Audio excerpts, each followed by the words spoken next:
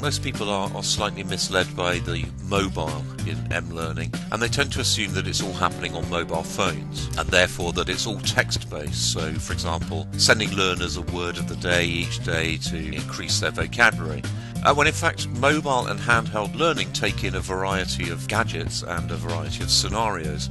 So we're not just talking about mobile phones, we might also be talking about games machines like the DS, ebook readers like the Kindle, video cameras perhaps like the Flip or the Flip HD, MP3 players and MP3 recorders, digital stills cameras, a variety of gadgets which can be brought into play. Of course, tablet computers such as the iPad or the Samsung Galaxy, all these things come together in mobile learning. And possibly then the other misconception is that it's all mobile, that all this has to be done on the go.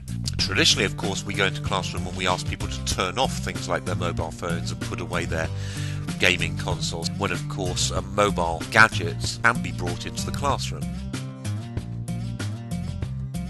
In terms of getting started, obviously you need a gadget or two, and increasingly this idea of BYOD, or bring your own device, is becoming quite popular because of course it's much cheaper to implement than it is to get a school or a university to buy a class set of iPads or iPod Touches or whatever. One way of getting started is to find out exactly what your learners have. In most countries now, gadgets won't be in short supply.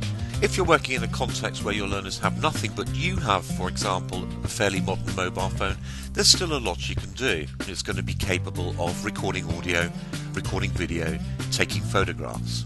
And giving it to the learners to experiment with will allow them to produce audio, video and photographs which can then be used in creative projects. So you may have your learners conducting audio or video interviews, editing those interviews, recording themselves, practicing their pronunciation, perhaps reading aloud, doing a little bit of research or presenting on a particular topic. Have a look at your course book or your syllabus or the materials you're working with and try to figure out where these creative, productive phases might come in. Ensure that the use of these gadgets is built into what you do over the year or the course of the course. And allowing them to use these gadgets will of course give them a chance to rehearse, practice and edit until they're happy with what they're producing, and that can be a very empowering thing indeed.